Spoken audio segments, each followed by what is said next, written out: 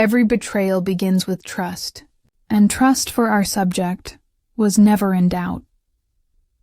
The woman at the center of this account, we will call her Maya, lived a life that from the outside seemed enviable. She had married a man named Daniel, steady and charming. He was the kind of husband who made people believe in fairy tales, attentive, reliable, the very picture of a good man. Beside her, in nearly every photograph, was her younger sister Claire. Their bond was legendary in the family, two sisters inseparable since childhood. They shared clothes, secrets, laughter. When Maya married Daniel, Claire was her maid of honor, the one who fixed her veil and whispered before the ceremony, "You've found your forever." In every great betrayal, history shows us, the betrayer must first earn complete trust. Claire had that trust. Maya believed in her sister as much as she believed in her husband. To suspect either of them was unthinkable. Maya's parents often joked that Claire was like a second daughter-in-law even before marriage. She was always welcome in the home, always present, and Daniel welcomed her too. Their conversations were light, filled with laughter. To Maya, it was proof of harmony. But history reminds us, what looks like harmony can sometimes be the disguise of desire. Looking back, Maya would recall subtle moments that hinted at the truth. Daniel's eyes lingering a moment too long on Claire. Claire's laughter bubbling a little too brightly at his jokes. But hindsight is cruel. At the time, those moments felt harmless. We often dismiss early warnings because they seem too small to matter. And yet, in historical analysis, it is those very small cracks that predict the collapse of empires and families. Historians and psychologists alike note that betrayal rarely comes from strangers. It comes from those closest. Why? Because closeness provides opportunity. It fosters intimacy, unguarded moments, secrets shared in confidence. For Maya, her illness had not yet struck. Her marriage appeared steady, her sister devoted. She was living what she believed was the best chapter of her life. But history would record otherwise, because betrayal was already forming. Quietly, invisibly, like a storm building on the horizon. In this first stage of the story, the lesson is clear. Trust is both the foundation and the weapon. Without trust, betrayal cannot happen. And the cruelest betrayals in history always begin with the people we least expect. In this first stage of the story, the lesson is clear. Trust is both the foundation and the weapon. Without trust, betrayal cannot happen. And the cruelest betrayals in history always begin with the people we least expect. Maya's life seemed steady, but sickness crept in quietly. What began as fatigue soon became fever. Her body weakened, her strength drained. Days that once held joy now blurred into nights of restlessness. Daniel, her husband, appeared attentive at first. He brought her medicine, adjusted her blankets, whispered for her to rest.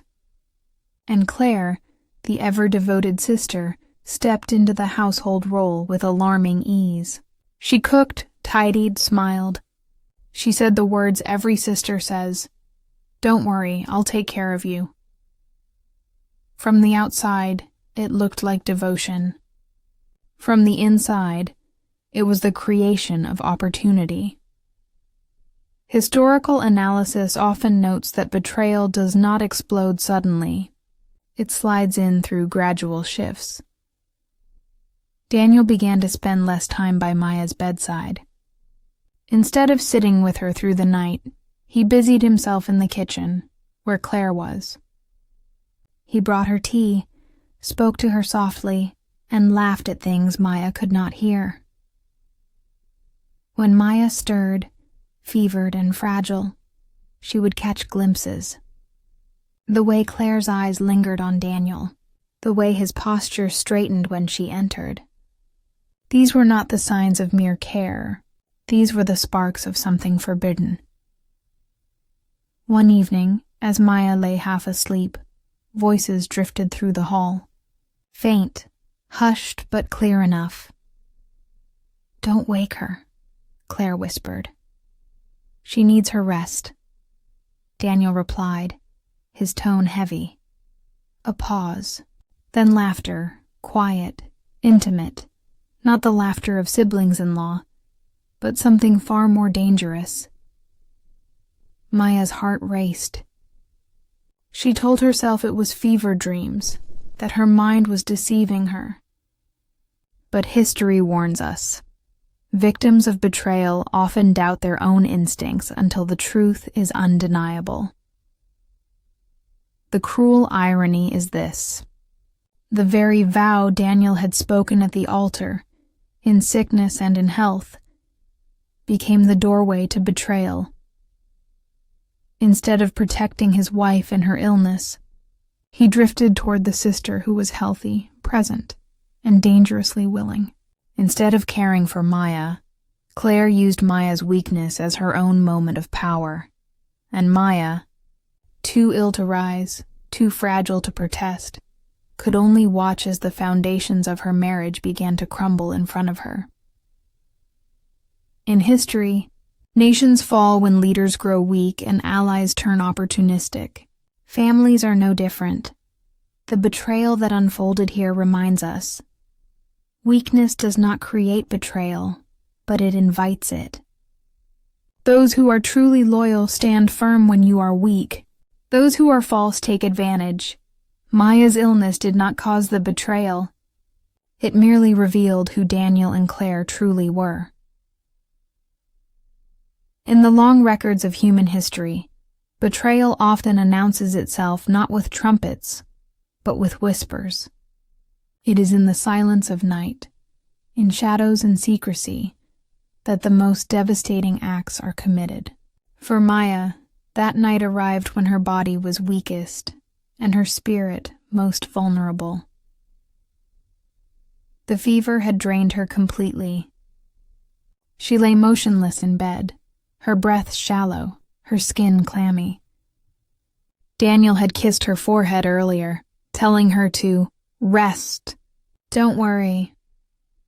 Claire had adjusted her pillows and whispered, "We're here for you." But the house, though silent, carried another story. Sometime past midnight, Maya awoke to muffled voices drifting down the hall. At first, she thought it was her imagination, hallucinations brought on by fever. But the words sharpened. Daniel's voice. "We can't keep this inside forever." Claire's voice trembling. "She's my sister." "This is wrong." Daniel. "Then why can't I stop thinking about you?" Maya's pulse thundered in her ears. Every word was a dagger. Through the crack of the bedroom door, she saw their silhouettes. Daniel leaning close, Claire trembling but not resisting. Then the unmistakable sound. A kiss. It was brief, but it was enough. Enough to shatter vows spoken at the altar. Enough to destroy a bond formed in childhood. Maya wanted to scream, to rise, to tear the door open, but her body betrayed her. Weak from illness, she lay frozen, her tears the only witness to the crime unfolding just beyond her reach. Later, she heard them again. Soft laughter, the creak of the couch, the hurried hush of voices trying not to be discovered. This was no longer suspicion, no longer imagination. The betrayal had become flesh, had crossed from thought into action. And history teaches us, once a line is crossed, it cannot be uncrossed. Across time, we see the same pattern. Empires crumble not from enemies outside, but from corruption within. Trust is broken not by strangers, but by those invited closest to the heart. On this night, while Maya lay ill, Daniel and Claire wrote themselves into that same history. Their actions were not an accident. They were a choice to betray, a choice to abandon vows and sisterhood, a choice that would forever define them. Though her body was weak, her mind was clear. She heard enough. She saw enough. And in the history of her life, this night would be remembered not as the night she was sick, but as the night her world collapsed. History shows us that truth, no matter how long it hides in the dark, eventually demands light. Betrayal cannot stay buried. It seeps through silence, through glances, through guilt. For Maya, the day came when her strength returned, and she could no longer pretend not to know. After days of fever, Maya's body began to recover. She could stand again, her voice no longer fragile, but with strength came rage. Rage at what she had heard, what she had seen, what she had endured in silence. The moment she stepped into the kitchen one morning, the stage for confrontation was set. Daniel sat at the table, sipping coffee, his face weary but composed. Claire stood at the stove, flipping pancakes as if nothing had happened. When their eyes met hers, both stiffened. In that silence lay the weight of guilt. Maya did not sit. She did not smile. She looked directly at them and spoke the words that broke the room apart. "I know what you did." The clatter of the spatula hitting the floor echoed like thunder. Daniel froze, his knuckles whitening around his cup. Claire's lips parted, trembling. "I heard you," Maya continued, her voice sharp, steady. "I saw you. The night I was sick, you chose each other over me. My husband, my sister, both of you." Claire collapsed into a chair, tears spilling. "Maya, please, don't!" Maya snapped. "Don't tell me it was an accident. Don't tell me it was nothing. I heard your voices. I saw the kiss." Daniel buried his face in his hands. "I didn't mean for this to happen." Maya's laughter was bitter, hollow. "You didn't mean it? You kissed her while I lay in bed. You whispered love while I was fighting fever." "That was no accident," Claire sobbed. "I love him, Maya. I didn't want to, but I do." Her words struck like knives. To call betrayal love was the cruelest wound. Daniel finally looked up, his eyes bloodshot. "I love you, Maya, but I feel something for her too." Those words sealed it. There was no repair, no forgiveness. At that moment, their mother entered, carrying groceries. She sensed the tension instantly. "What is happening here?" she asked.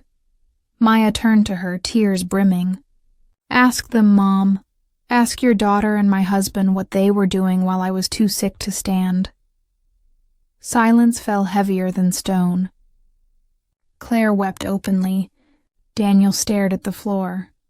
Their mother dropped the groceries, glass jars shattering across the tile. "My daughters," she whispered, covering her mouth. "My family," but there was no family left to save. In history, entire dynasties have collapsed because of betrayal from within. What happened in Maya's home that morning was no different. Trust was gone. Bonds were broken, and the echo of that confrontation would ring through the family for generations. History does not end with betrayal. Every act of treachery creates an aftermath, choices to be made, futures to be rewritten. For Maya, the betrayal of her husband and sister was not the end of her story. It was the beginning of another. Legal papers carry no emotion, yet they often close the heaviest chapters. Within weeks, Maya filed for divorce. Daniel signed them quickly, his once bold signature shaky, unsteady. There were no fights about property or possessions. No debates about money. The real loss could not be measured in things.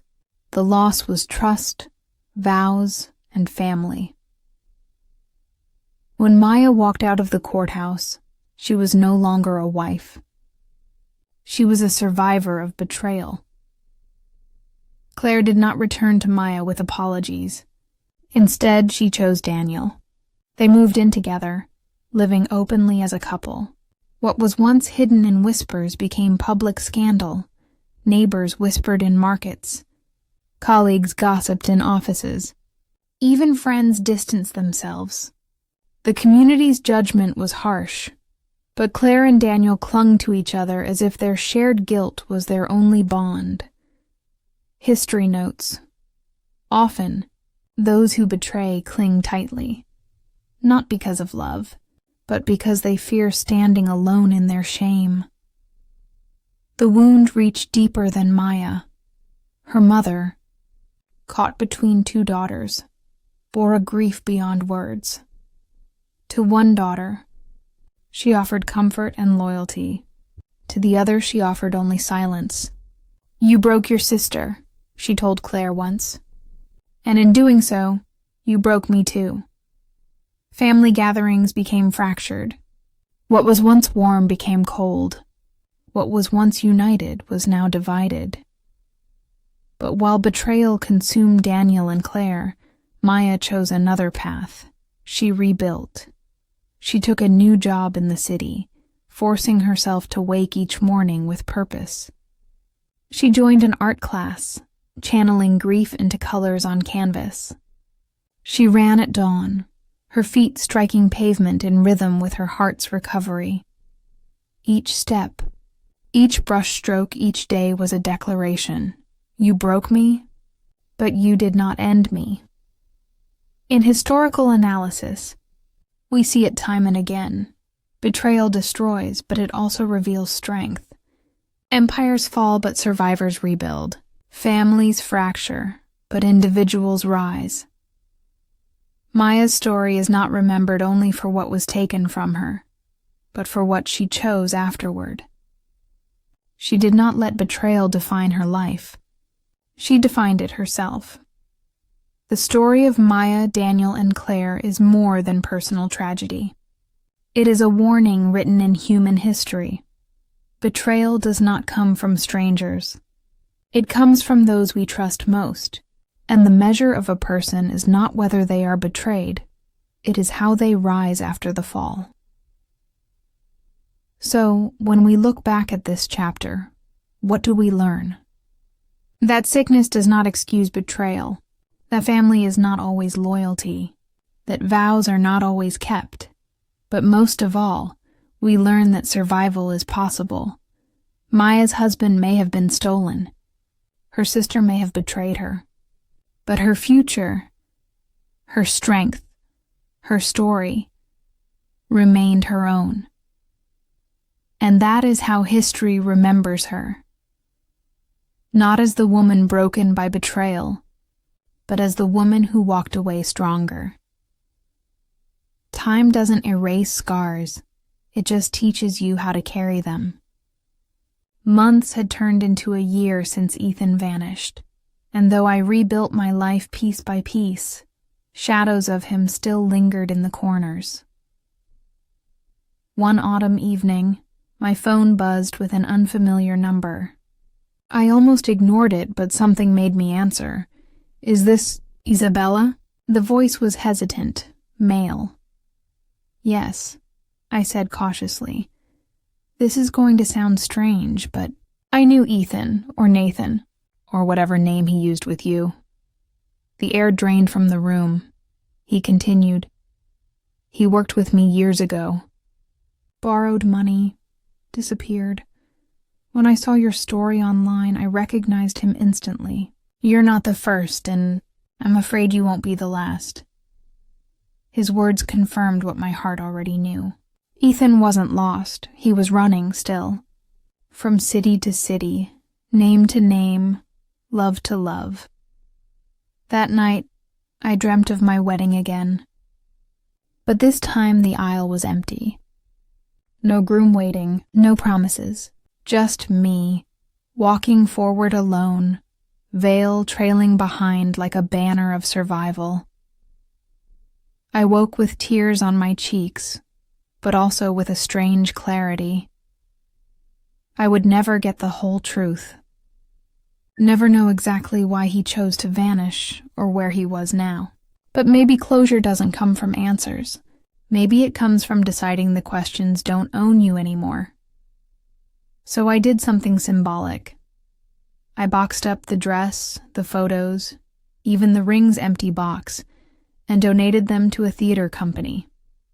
Let someone else turn them into stories. Mine had already been written. On a cool Sunday morning, I walked to the park, journal in hand. I wrote not about Ethan, but about myself, about the strength I found, the art I created, the people who stood by me when my world cracked open. For the first time in a long while, I felt light. History loves to remember betrayals, but what if history remembered survival instead?